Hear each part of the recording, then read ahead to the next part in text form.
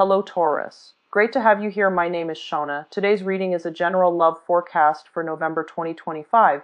As always, take the messages that resonate and release anything that doesn't. Don't forget to like and subscribe to stay connected with upcoming readings. Let's see what's headed your way, Taurus. Little bit of an explanation by the end of your reading, but I just want to start with yours first to make up for last month. First of all, let me just relay a few messages that came in while I was shuffling, and then we'll go into the spread laid out in front of me here. First message, they say that this is a little bit of a pivotal month. You're making a lot of adjustment to your choices and your decisions. So I feel as if, last year a lot of things were stalled, but coming into 2018, things are freeing up. So that means you have the green light, but you're still kind of like not really sure what's the right thing, what's the right choice, or what's the wrong thing, what's the wrong choice. So you're kind of still on the fence about many of these decisions, okay? The second message here is they say you want to arrive at the optimal outcome, but with every gain, there is a loss in another area of your life. So it's almost like, for example, some of you want to move away. Some of you are just like anxious to get your own place, right? And move away from the family members or mom and dad or whoever it is that you're living with. So on the one hand, yes, you can gain a bigger space and freedom and independence. But on the other hand, there is, that financial outpouring that you would need to, pay for that extra space. So that's just an example. It's like you're starting to see that, there's no free lunch. You gain some and then you lose some. So I feel like because of that, you're a little bit more hesitant about making big decisions because you want to arrive at the best optimal outcome. But they're saying here the best optimal outcome doesn't exist. It's like you're going to gain some in some areas and then you're going to lose some in other areas. So this is kind of like where you are right now, where you're looking at, I want to say like decisions and also consequences, okay? And you're kind of weighing out the pros and cons of that. Third message here. They're saying that as well, don't beat yourself up over things. We always have to kind of like make decisions and then follow the course of the decision in order to learn, in order to see what we're supposed to learn from each individual decision or individual path. And so there isn't really a wrong choice. There is, however, decisions made in moments of weakness versus decisions made in the spirit of enlightenment. So I feel like distinguishing between those two and then vowing to yourself, I'm going to make decisions from now on from a place of enlightenment rather than from a place of fear, from a place of temptation, or from a place of weakness, okay? The last message that I feel coming in is unfortunately, there's going to be a lot of decisions that you need to make for this month. You need to finalize some things for this month. And what you thought was all, a bed of roses, I feel like it's proving to be otherwise.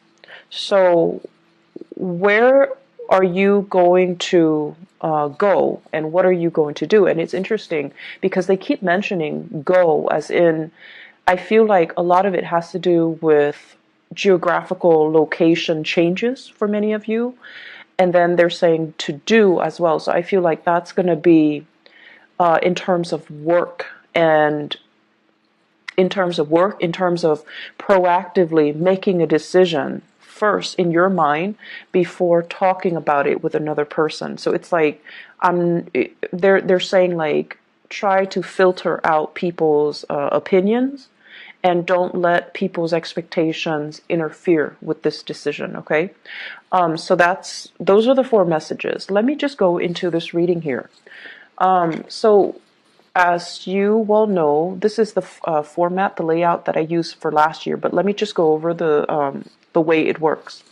The first 8 cards are predictive cards, and this is your spiritual advice here. I am going to go over it in a little bit. So first of all, I have here the 7 of Cups, and the Prince of Swords. So this is like the Knight of Swords, okay?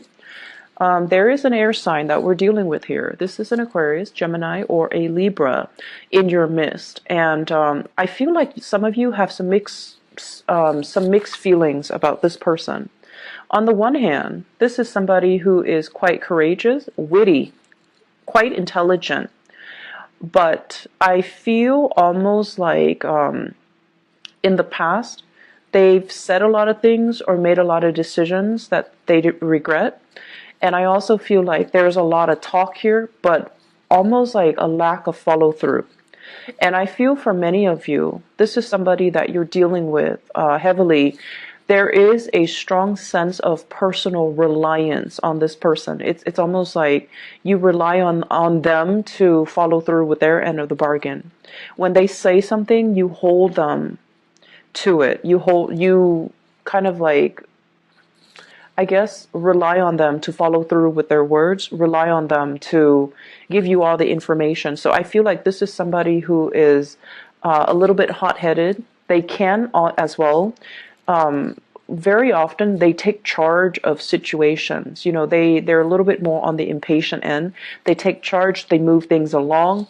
And I also feel like in the past, it's almost like if you're in a business partnership, a friendship, or even a romantic relationship with this person, it's almost like the relationship moved according to this person. So this person is like leading the way, whereas you might trail behind. This is the month where I feel like you're going to see this situation as, why am I constantly following the beck and call or following in the footsteps of the other person?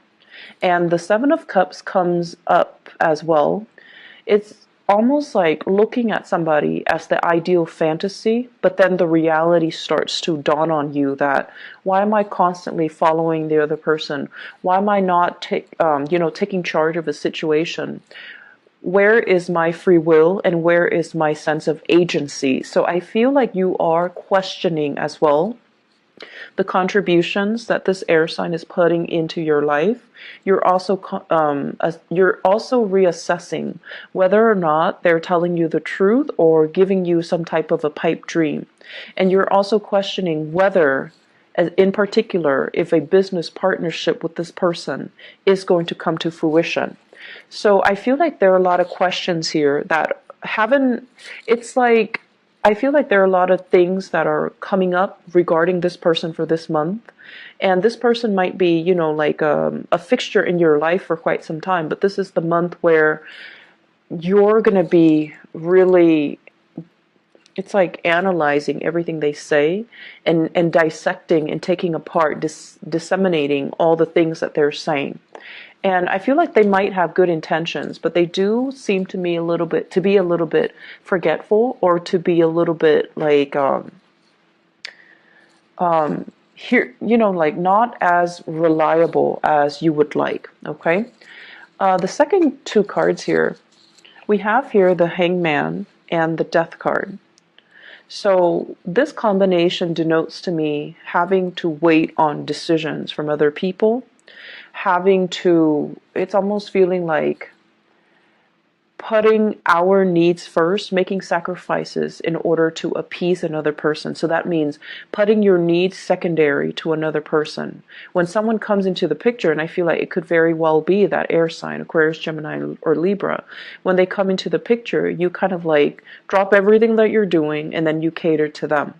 And then on top of that, I also feel with this Death card here, many of you are leaving that old way of doing behind.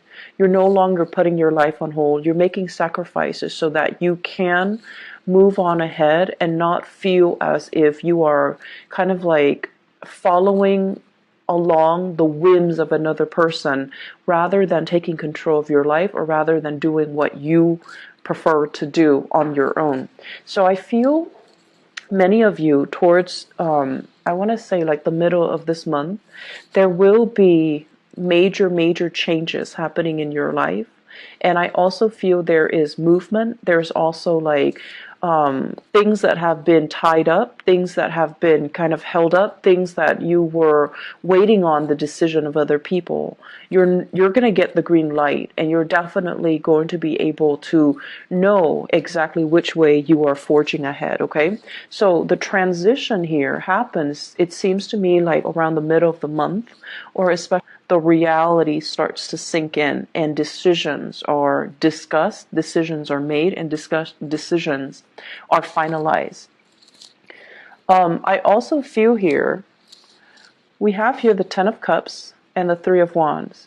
First of all, there will be a major visit, family members, loved ones, people that really make you sing with joy and contentment. They're going to be coming to visit you. So for some of you, you might have family members coming from overseas. This is a card here. Three of Wands is about waiting for your ship to come in. The Ten of Cups is about family members. It's about loved one. It's about having that sense of reunion, that sense of homecoming, being with people that are very like-minded, that understand you in and out. So I feel like some of you are waiting for some major visits from other people and people you care about. In particular, family members. They're making promises to come see you. I'm seeing like northern hemisphere to the southern hemisphere. So they might be coming from the northern hemisphere to see you in the southern hemisphere. I'm also feeling, or vice versa, but I feel like this is vast geographical distance that they're covering here. I'm also seeing as well, waiting on communication from loved ones and family members. And there's also that sense of distance that separates you. And altogether, there is going to be opportunities here for major family reunions, for major homecoming, for major getting back together with family members, reconciling or even reuniting with loved ones, reuniting as well with friends, childhood friends and relatives, even extended family members. So I feel that there is going to be a big sense of homecoming towards the middle of the month, okay? The other message that came out here with the Three of Wands,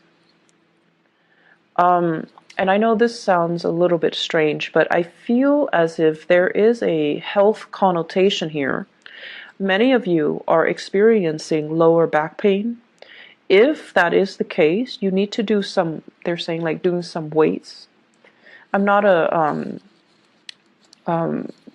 fitness instructor, okay? So I don't have any experience in this, but you know how when you go to the gym and you do weights to strengthen the lower back area? Try to do that. I feel many of you are experiencing lower back pain, and it has nothing to do with the bed in which you sleep on. I feel like it has to do with just the normal aging process and also that lower back pain. Okay, so I feel many of you are sore.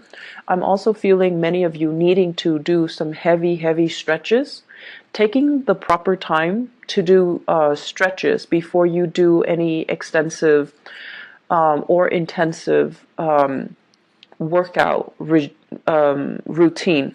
So that means making sure you warm up your body, making sure you stretch adequately so that you can, you don't encounter any pulled ligaments, pulled muscles, or any sports injury, okay?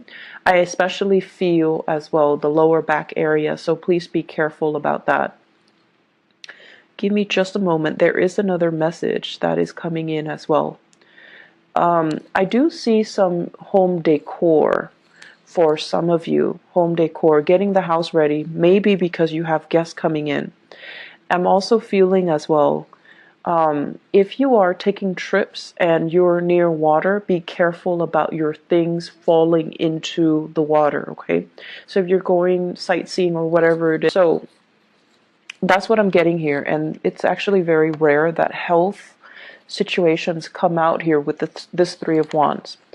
The last two cards that we have here, we have the Eight of Cups, and the Eight of Cups usually denotes walking away from a situation that you've invested a lot of time in. And the Five of Swords. The Five of Swords is basically not stooping down to another person's level, and the Five of Swords is usually doing things, and especially, if it's a negative end of the Five of Swords, it basically means kind of sacrificing your morals and your values in order to achieve something. But what I do feel happening here is I feel that many of you, this seems to me as if an argument cannot be won. It seems to me as if there might be some communication that is going to bring a situation down to reality for you. You're going to know exactly where you stand with another person, and you're going to know whether or not it's worth the investment to, continue with that friendship, continue with that relationship anymore.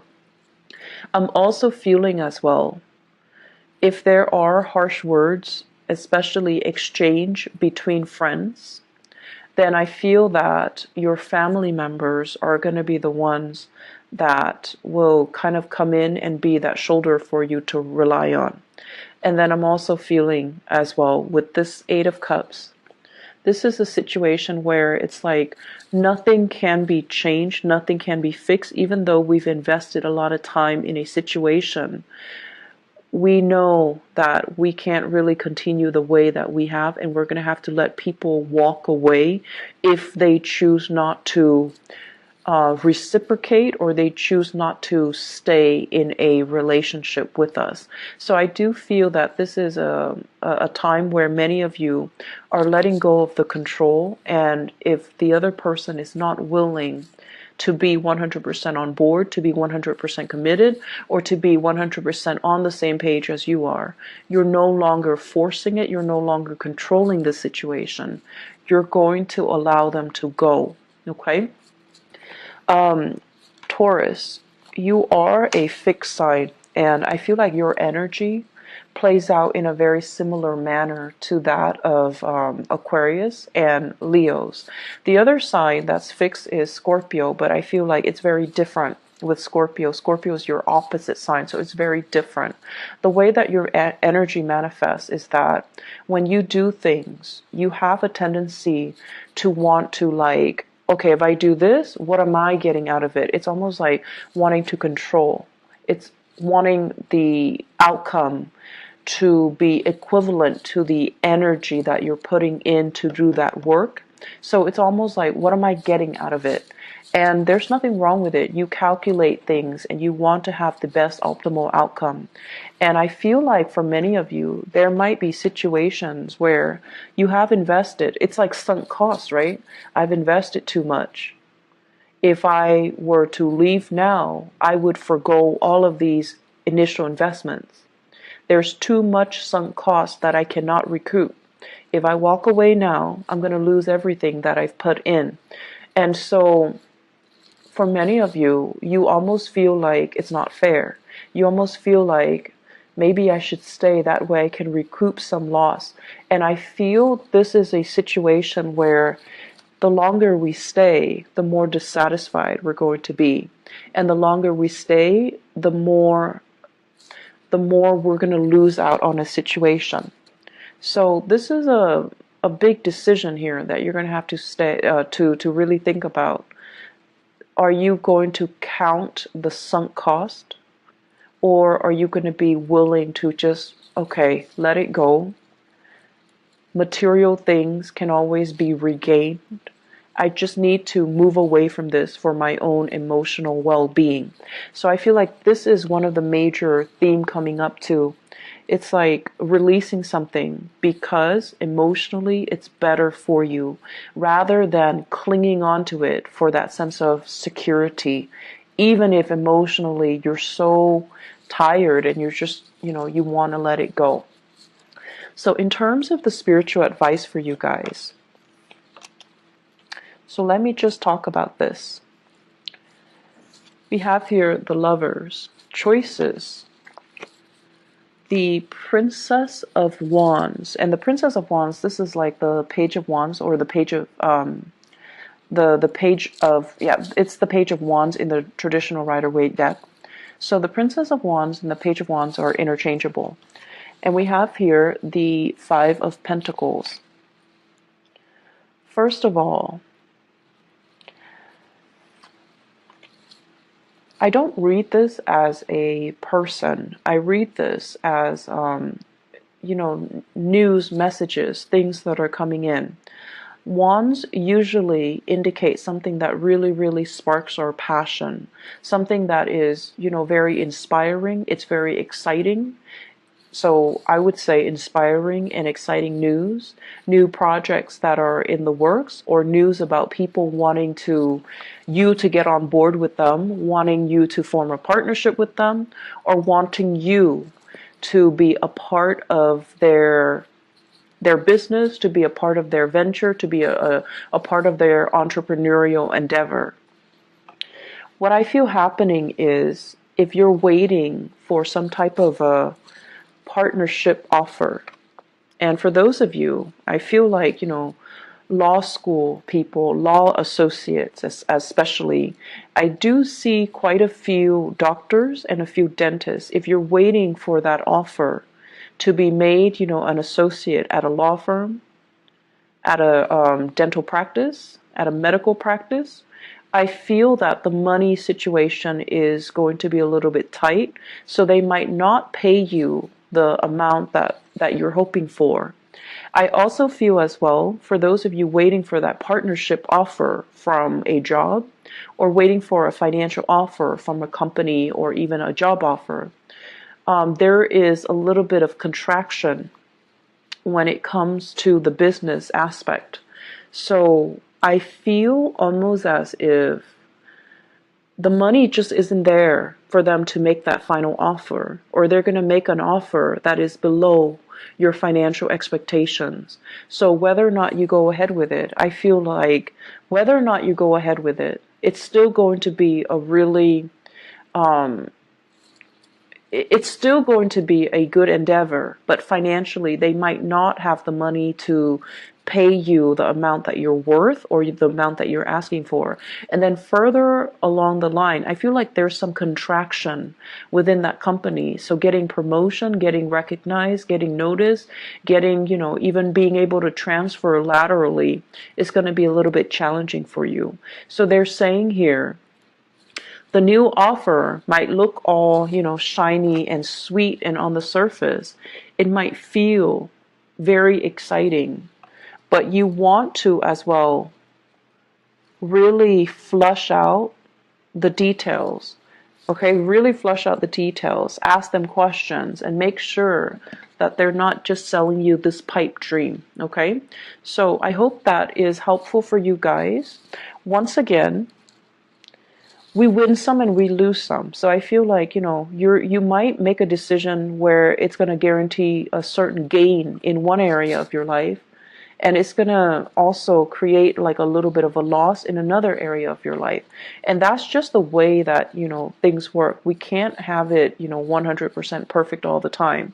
Some of us are lucky, but I feel like this is the month where you really, really have to look at, yes, I'm gaining this much, but are there losses in other areas? You have to look at a decision a little bit more holistically, I feel, is what, the spiritual advice is trying to tell you.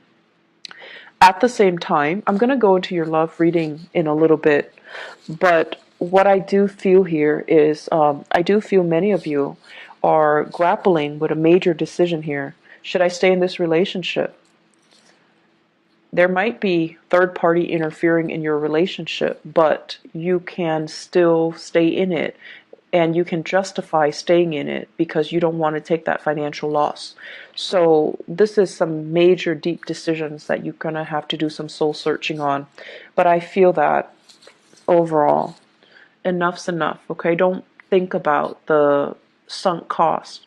Think about the decision that you need to make to free yourself emotionally. Does that make sense? So I hope the reading has been helpful for you guys. So having done your reading, let me just explain a